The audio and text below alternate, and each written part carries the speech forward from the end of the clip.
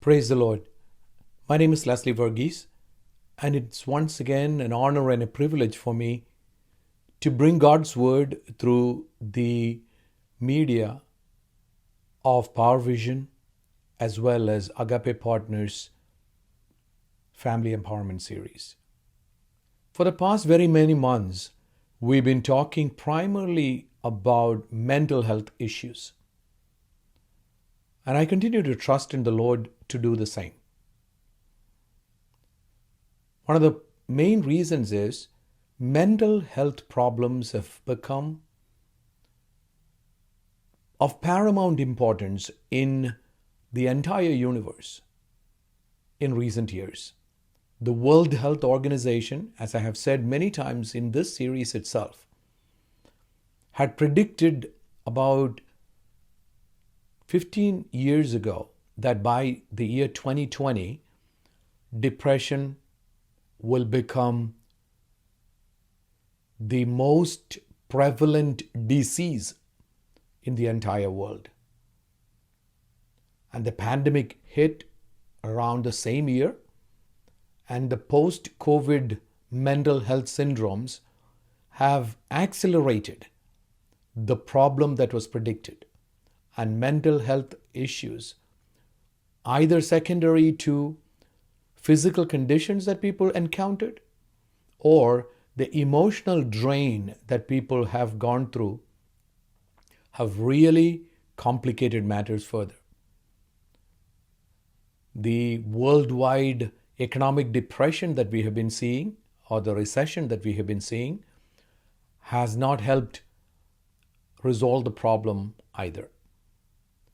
But in this particular episode, I'm going to be speaking primarily about depression and mental health problems among teenagers or young people, and primarily focusing on depression.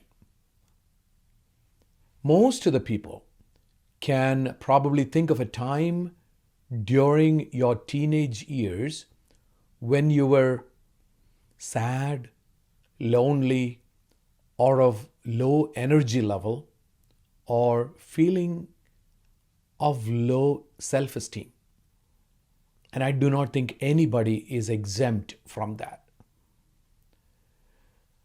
Although there are very common issues with which adolescents struggle, it is important to recognize and treat any symptoms of depression in young people at a very early age. Many times we live in societies that are very reactive.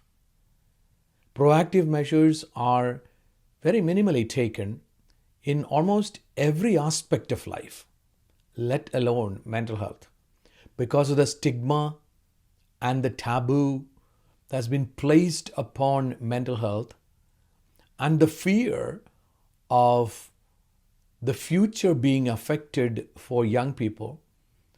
Sweeping things under the rug have been a very common phenomena in almost every community.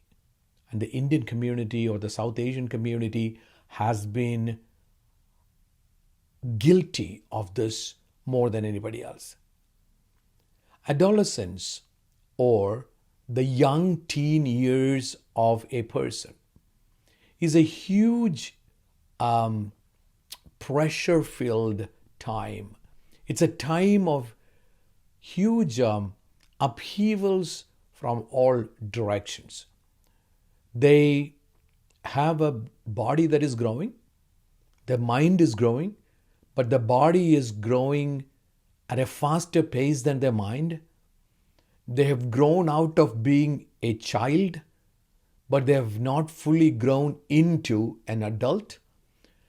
They are seeing changes as far as hormonal issues are concerned. They're seeing voice breaking. They're seeing mustache or other hairs in other parts of the body growing at a much faster pace than before. So many developments are taking place at a very fast pace that is very difficult for them to cope with as far as the young people are concerned.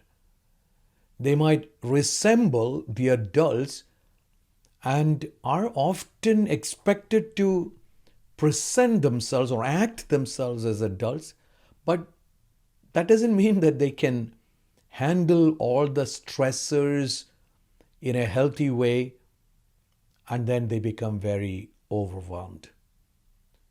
Stress, as I have said many times, is defined well by a simple statement such as, when the resources that you have in your life are way less than the demands upon your job or life, then you feel stress.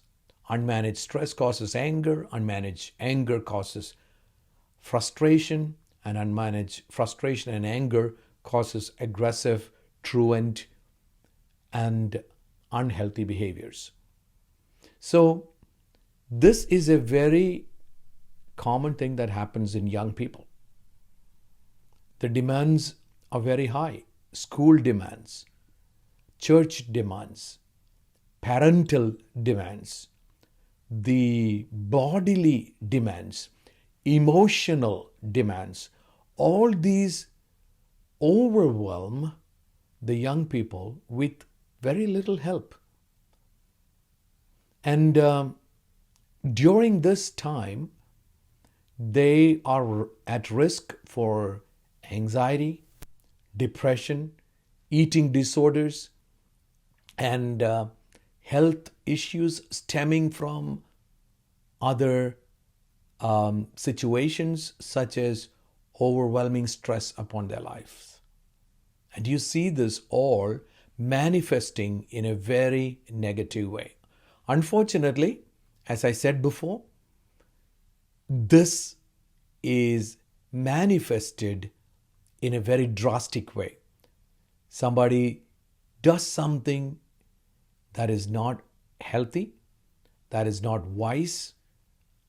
A trigger is pulled, or a pill is taken, or a decision is made that could have very drastic consequences in their lives, and then everybody starts going up in arms thinking why we did not see it coming. There were so many outcries for help, but we did not have an eye to see it.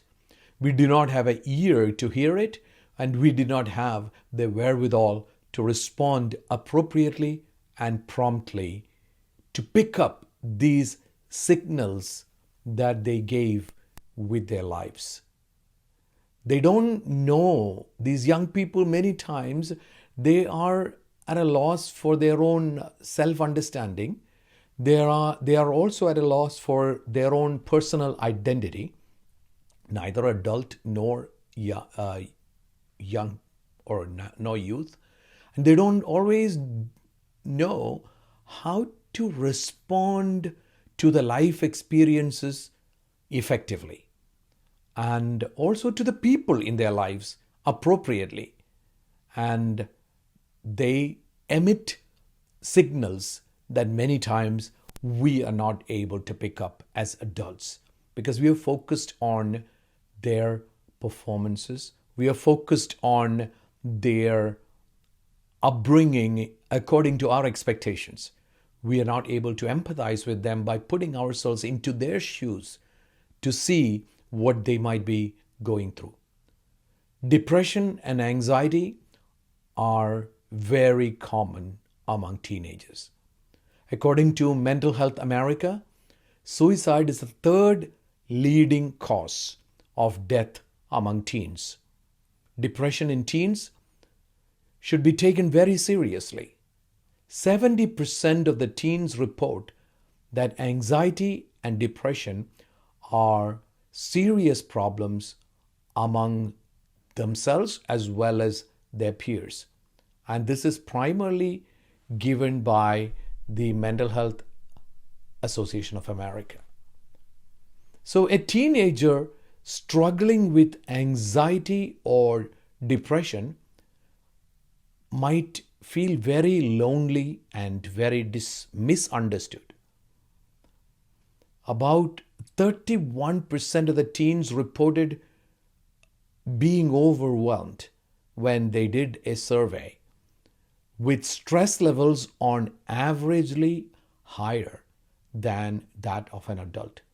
That should be something that we should pay very keen attention to.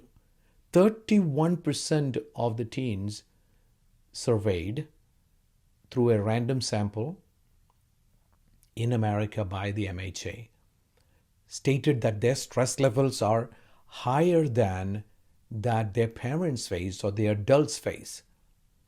And the trauma and the grief that they go through due to unmanaged stress in their lives can be very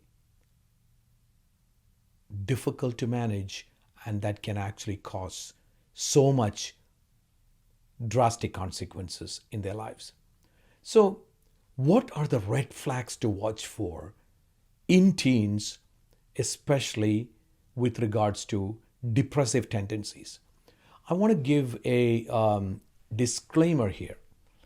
We are primarily focusing on just looking for those triggers whereby we can identify ourselves as that first point of contact, whereby we can either refer them to the appropriate place or person, or maybe intervene at a very, very early stage of this situation. Chemical depression or indigenous depression or depressive and mental health issues that are coming as part of other reactions and other developments in the body must be treated by a psychiatrist at a much higher level. But we are primarily focusing on these situational reactions that actually give rise to depression that could have been prevented if those situations were addressed appropriately and promptly. So what are the triggers or what are the red flags that we commonly find or we should commonly find among teenagers? Being unusually isolated from family and or friends. We live in a very lonely generation time. The I generation or the Z gen is considered to be the loneliest generation in the world because they are hooked on their gadgets, and that actually makes them very lonely. So to identify the trends or the changes in the loneliness, you have to have a keen eye, because almost all these teenagers of the Z gen are isolated from people because they are more hooked on gadgets. So our eyes must be much more keen in identifying them. Self-harming behaviors or making references to those behaviors. If you're seeing self-injurious behaviors in the lives of young people, such as peeling skin out, cutting themselves, or making marks on their body, all those are self-injurious behaviors, SIBs, that they do in their lives, self-harming behaviors. Not coming to that point of suicide or homicide where they are harming themselves or harming others, but they are triggering points whereby, if not detected and addressed on time, the chances of that escalating to a much higher level are very high. Making comments about being hopeless and being worthless. As I said before, self-esteem can be very low, and low energy levels can be very prominent, especially when you're feeling lonely. And the teenage years are typical of that. But if references are made about being hopeless, what am I amounting to? I don't amount to anything. I will not be able to achieve anything. I am a failure, worthlessness, self deprecation. Those are triggers for depressive behaviors. Of course, moodiness and crying. If you see this increased spells of crying and young people becoming moody, keep a much keener eye on them. It could be a relationship breakdown. It could be the stress from school. It could be body shaming. It could be bullying. It could be the expectations of the parents and the people around them are much higher than they can handle. It could be various things that are happening. But when you see moodiness and crying at a much higher level or increases, then our eyes and ears must be open and appropriate intervention must be provided. Paranoid behaviors, paranoia, being doubtful about the words and actions of teachers, friends, family members, including parents, siblings, church members, and very secretive about how they do things, what they do.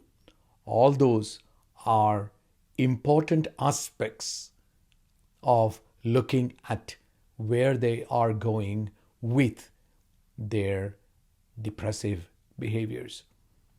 Unusual weight losses and weight gains is another area to look for. Binge eating, bulimia, nervosa, anorexia, all these are very common occurrences among teenagers. And we see that very often, that in order to overcome their anxiety and stress, they resort to these. And then another very common thing that we see is unusual sleeping patterns, unusual changes in sleeping patterns. We live in a day and age when the homeworks given by the schools are very high in amount. And young people are very much into these gadgets, video games. So late hours, not being able to go to bed until even early morning is very common among young people because of the genuine needs upon their lives. But now, if you see outside of that, very unusual changes in their sleeping patterns. They tend to sleep at odd hours and they are lethargic and tired. Those are triggers that you can look at. See, we live in a time when the systems around young people have failed them. The sports system was meant to rejuvenate the mental faculties and the emotional and the physical faculties of people. But competition has become more important than development in the sports arena. So the sports system has failed young people. How about the education system? Test scores, achievements have become more important than assimilation into a group. So the educational system is not helping the growth and development either. For very many people, the faith system or the religious system was supposed to be the point of consolation. But programs, activities, calendar year checkoffs have become of paramount importance in the religious or the faith systems. Acceptance, love, and meaningful relationships is not something that is actually part of the lives of the young people's development anymore. The family system, if all the other three actually failed them, the family system should have been one that actually helped young people, right?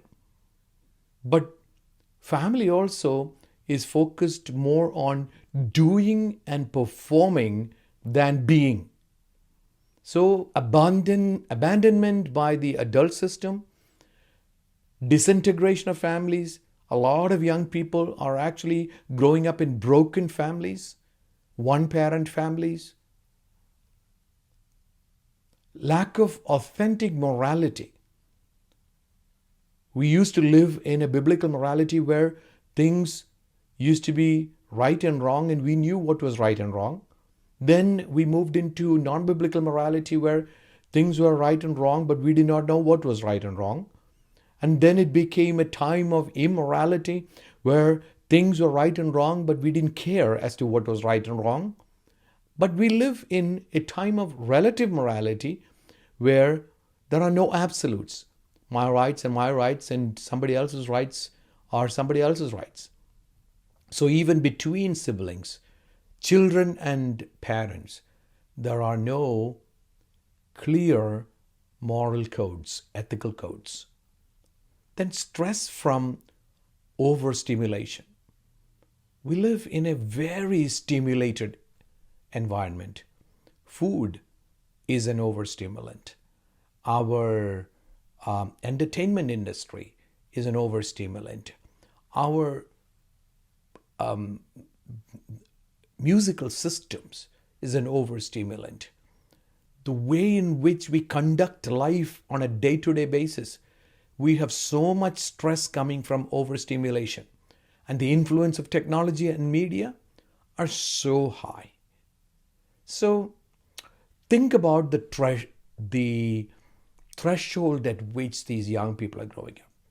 All these red flags plus the failures of the systems around them have actually caused a much higher incidence of depression.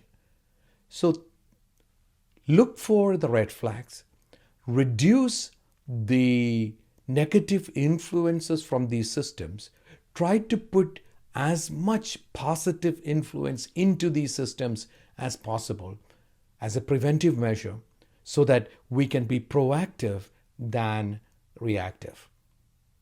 Seeking help early on is absolutely important.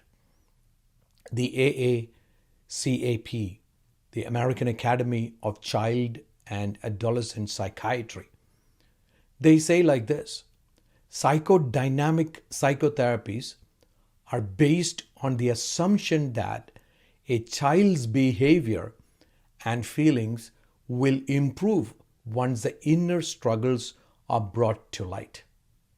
I agree with that totally. But unless and until it is brought to light at an appropriate time, early time, it can become a chronic situation.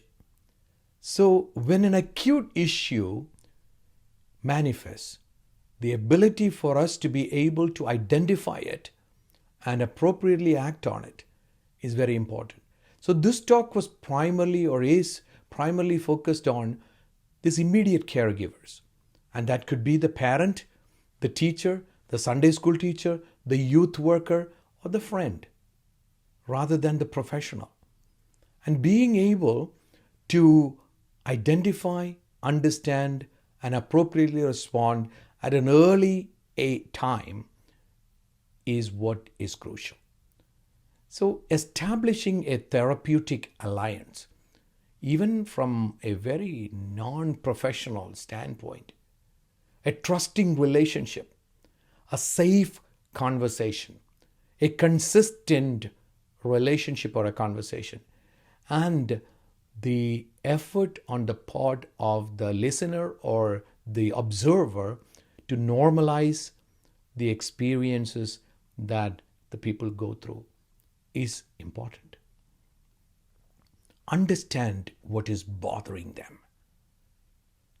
In today's fast-paced society, it takes an extra effort, extra mile effort to be able to understand what is bothering a young person. And to be able to show with modeling, with your own life, what are the coping skills, or to be able to identify and talk to them about some of the coping skills to overcome some of the challenges in life. Very important. Prevention of the minor concerns, acute issues. The minor issues become major issues. So as soon as these issues are manifested, to be able to identify them, to be able to plug them, to be able to prevent them from further escalation is very important. And empower these young people for the future.